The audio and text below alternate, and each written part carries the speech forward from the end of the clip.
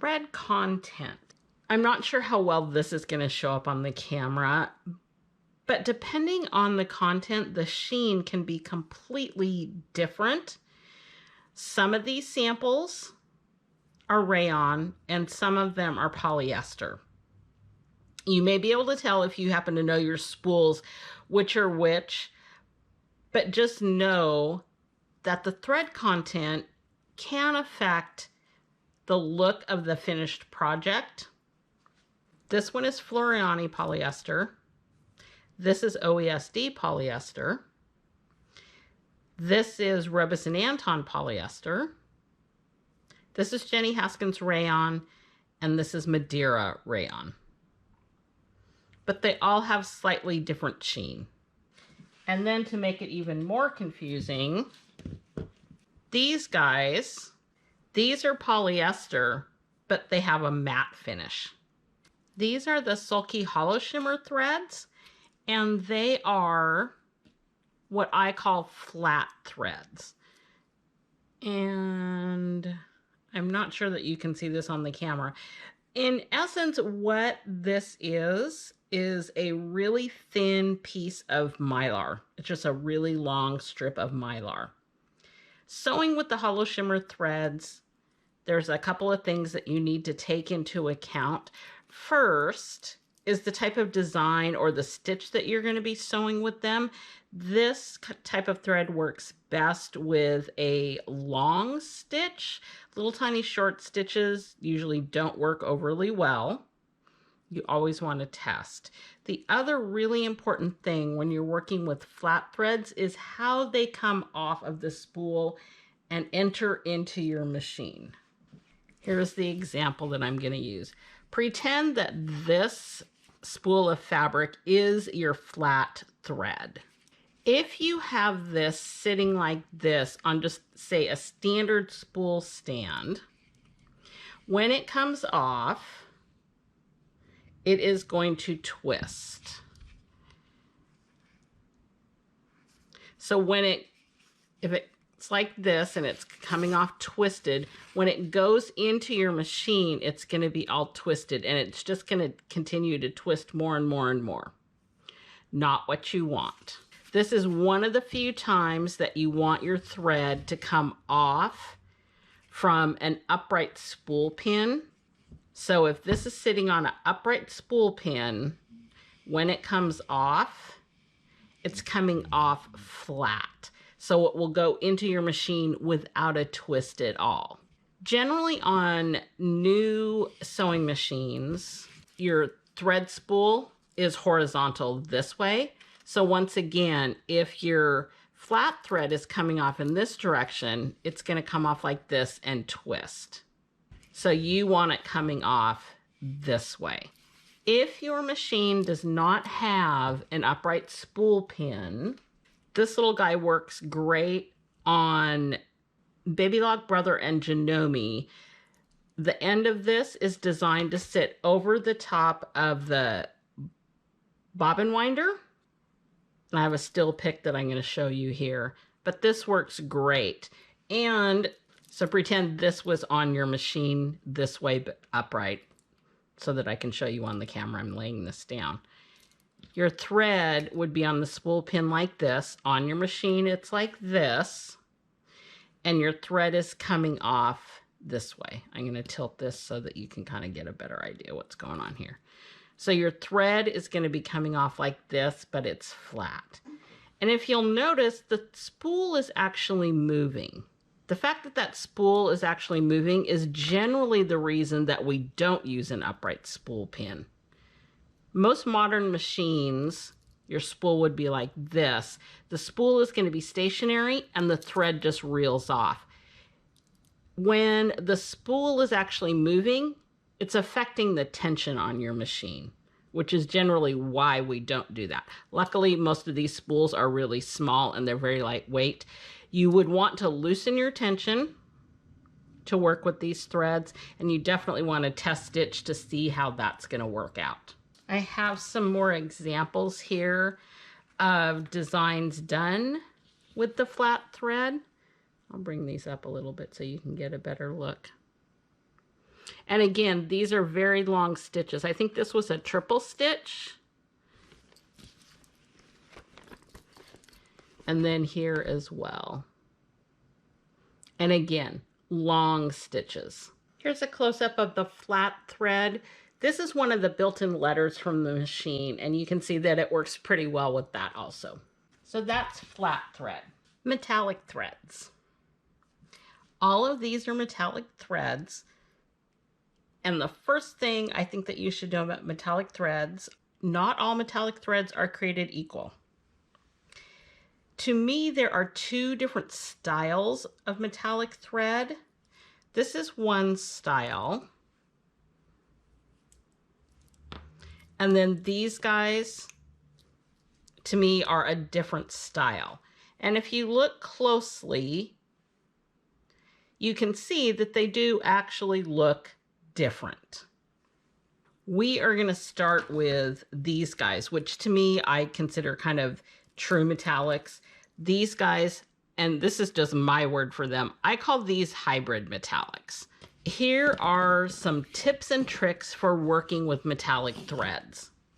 If you're using a metallic thread for just regular sewing, or you're using a standard sewing machine and say your fancy stitches, choose designs that have a fairly long stitch length.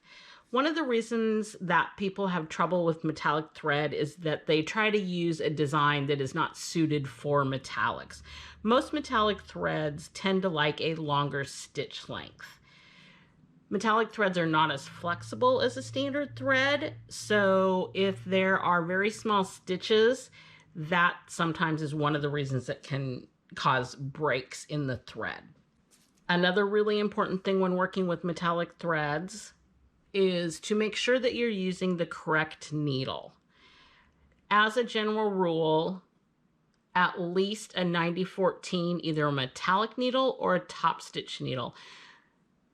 The eye of the needle is larger in a top stitch needle and in a metallic needle, and that is going to allow for more room for that metallic thread to move through the needle, and it will have less breakage because it's not trying to cram through a smaller eye. It just gives it more room, and because it is not quite as flexible, usually you will get a much better result. Slow your machine way down. Usually sew at the slowest speed possible or embroider at the slowest speed. Again, make sure that your design or your stitch pattern is suitable for a metallic thread. And then oftentimes, if you're having trouble with your thread kinking as it's going into the machine, move your thread away from your machine. And I mean like a couple, 3 feet or more, possibly. The reason for this is to allow the thread to relax before it goes into your tension guides. Depending on the thread, and it just depends on how they're wound and how they're twisted. This particular thread, and this is probably going to be really hard to see on the camera, but when this particular thread comes off the spool, you can see it's pretty straight, so there's not going to be a lot of issues with kinking on this. Not all thread comes off that straight. This one, you can kind of see it's going up and around here, not laying quite as straight and flat as this one. This is Madeira, this is Robeson Anton.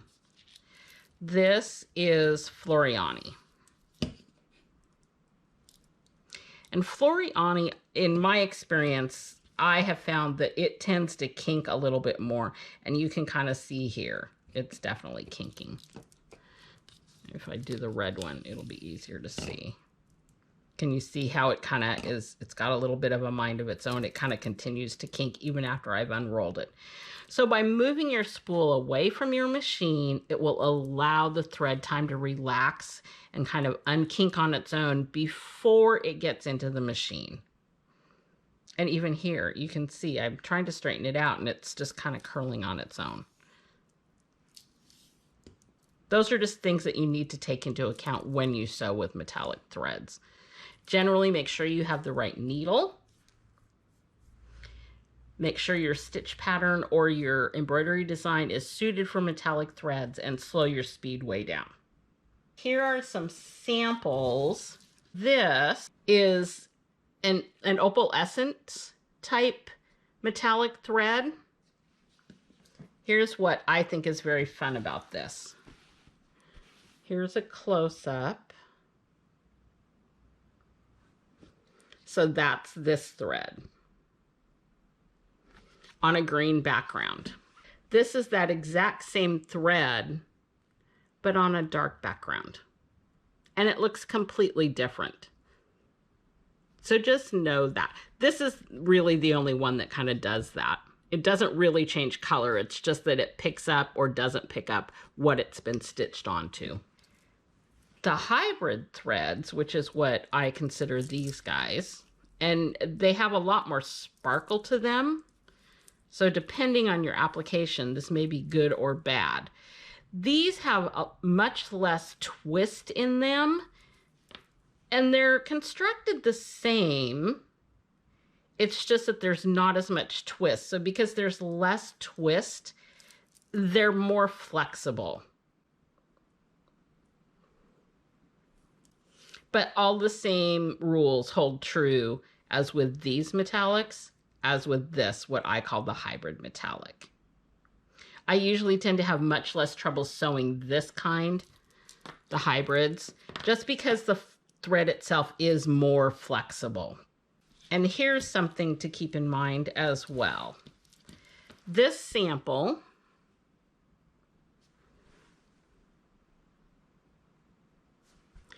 the top is just using a gold colored thread, and the bottom is actually using a metallic. So depending on your application, you may get your desired result without even using an actual metallic. This top, this is Madeira 1070. And this is a rayon thread. This is my favorite gold color thread. This is the Floriani 561. And this one works quite well also. And these are just standard embroidery threads. This was a Floriani, I'm not sure which one it was. There are also oftentimes many different shades of gold thread within the same manufacturer. I want to say this might be number 3, but don't quote me on that. Okay, so just something to keep in mind. If you want a gold tone look, you may be able to get those results with just a standard embroidery thread. Variegated threads. This is one of my favorite types of thread, and here are just some examples. Sometimes you would never expect to get the result that you're going to get if you don't try a test stitch first. Here's this thread with the satin border, and here it is with just a tatami fill. Completely different look. And the same here. This is a pretty stripy effect, but it's much more subtle in the fill. Just some fun things. I would always, again, with a lot of things, you should test stitch first just to see what's happening. If you're embroidering with variegated threads, one thing to keep in mind is to pay attention to how your design is set up. These were all set up so that they stitched from one side to the other so that there are no breaks in between. A lot of times when embroidery designs are set up, they will start at one side and go to the center, and then go up to the top and come back down. If your design is set up that way, probably not the best choice for a variegated thread because you'll see a break in the middle. Just know that. Couple things to keep in mind.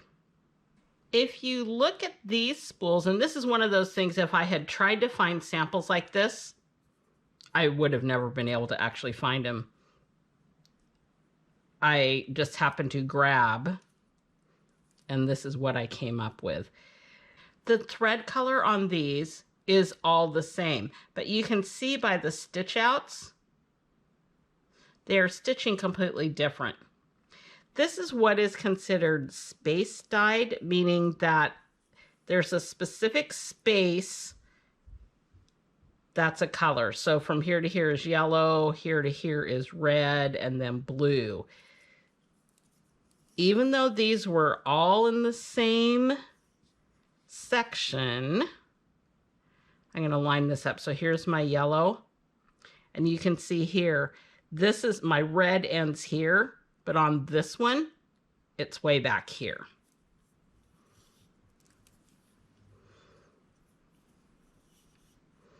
And here, there's the start of my yellow to red. My red stops way up here.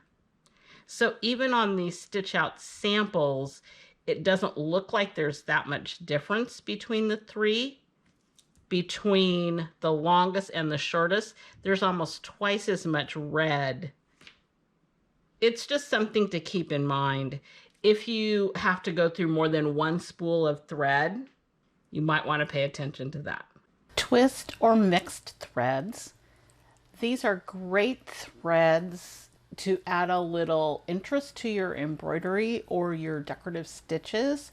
There are two different colors that are twisted together to form one strand of thread. In the example right here, you can see the end of this is kind of coming unraveled, and you can really see the two different colors. When stitching with this type of a thread, I strongly recommend using a 9014 top stitch or a metallic needle. They're not twisted quite as tightly as a normal thread, and they can have a tendency to shred because they aren't twisted quite as tight. These are great threads to use for like animal fur. Serger thread. This is just standard serger cone. And this is one of the threads that we carry that does come as a tex weight. So this is a tex 27. And then this is the max. So this is just standard maxi lock. This is maxi lock stretch. And this is a good example of a textured thread. And if I hold this up, so this is the maxi lock stretch, just in a different color. But you can see that there's actual texture to it. This is a great thread to use for athletic wear because it has a bit of give to it and it's very soft. Prewound bobbins. I can honestly say that the Quilter Select 80 weight prewound bobbins have got to be some of my favorites. So these come packaged like this. They come in class 15 and L. So Janome Baby Lock and Brothers run class 15. So depending on the type of machine you have, you may or may not be able to take advantage of these pre-wounds. Although Viking and Pfaff have their own pre-wounds. This is 80 weight. A standard embroidery bobbin is generally a 60 weight. These are 80 weight, so it's even finer, which means you'll have less bulk on the back side of your embroidery, and they come in fun colors.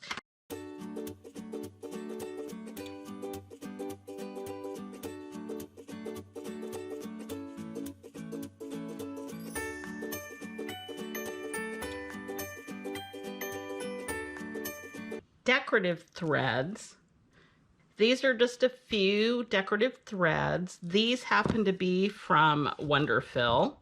So this is Razzle, this one is Dazzle, and Sizzle. So I'll pull a little of these out. These are all 8 weight and rayon. So the Razzle has no metallic in it at all. It's just the rayon. The Dazzle has just a little tiny piece of metallic running through. And then this is the Sizzle, and the Sizzle has a ton of metallic in it. This works really, really well for couching. Both the Razzle and the Dazzle will work fine in the loopers of your serger. None of these will work in the needle.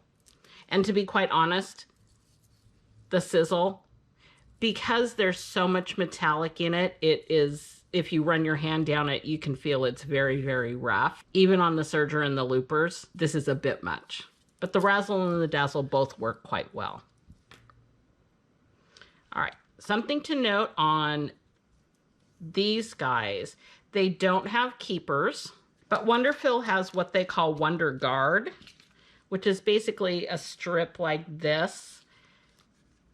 And it's stick to itself plastic basically. So you just wind it around and it will hold everything into place. Luckily, Hugo's Amazing Tape is available again. It was out of production for a little while, but Superior has picked it up. This is the 1/2 inch wide. It also comes in, I think, 1 inch and 2 inch wide. Basically, it's the same as this. It's stick to itself tape, but you can reuse it and reuse it and reuse it. The Sulky Blendables, these are one of my favorites. This is the 12 weight. It also comes in a 30 weight. The way that you can tell the difference, the 30 weight has brown writing on the labels, and the 12 weight has orange on the labels. And this is a little example of what the blendables look like. It's a variegated, but they tend to blend. Instead of being choppy, they tend to blend together more.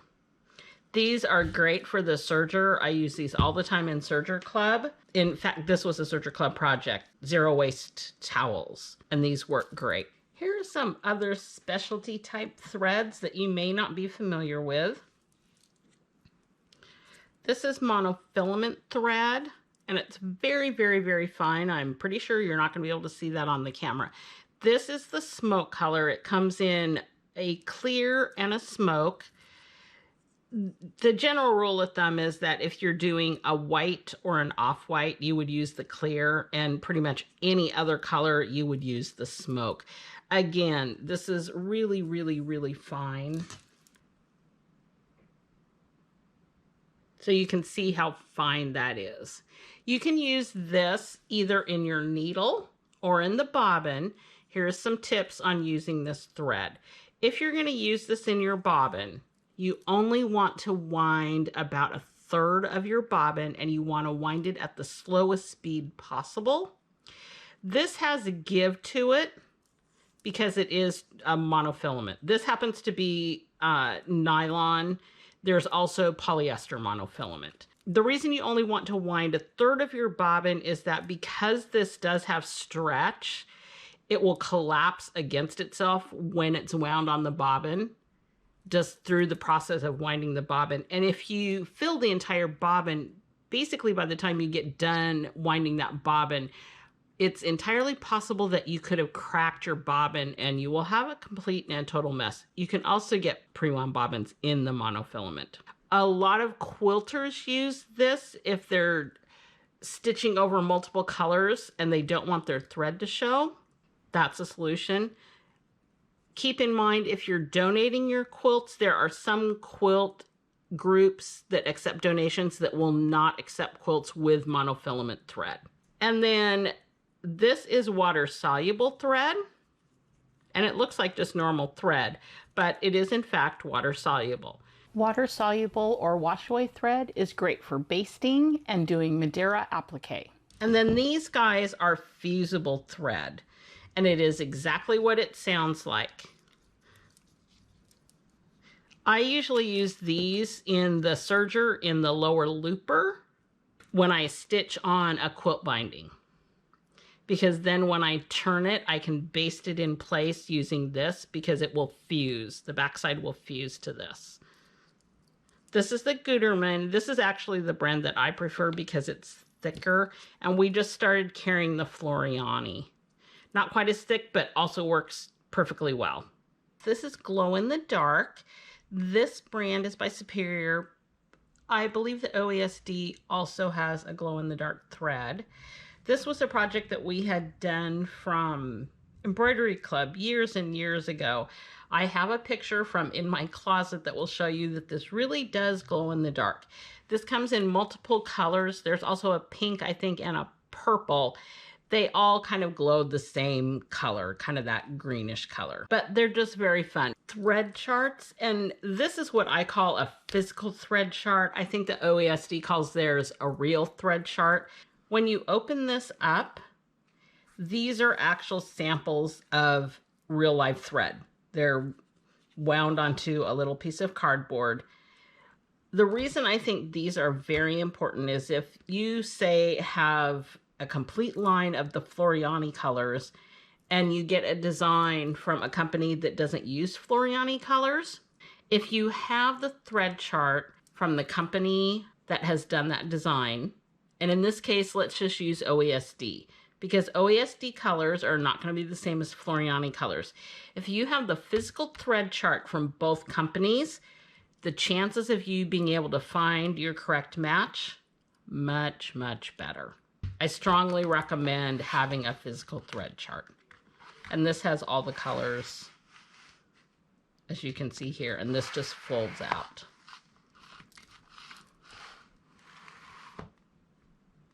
Thread storage. You should store your thread in a cool, dry place, out of direct sunlight, and preferably covered so that it doesn't get dusty. Thread life, provided that your thread has been stored correctly. Rayon thread should last about 5 years. Polyester and nylon threads, probably 6 to 8 years. A lot of it has to do with your storage conditions, but thread will go bad in time. A link to the Needles and Threads reference list is in the video description below.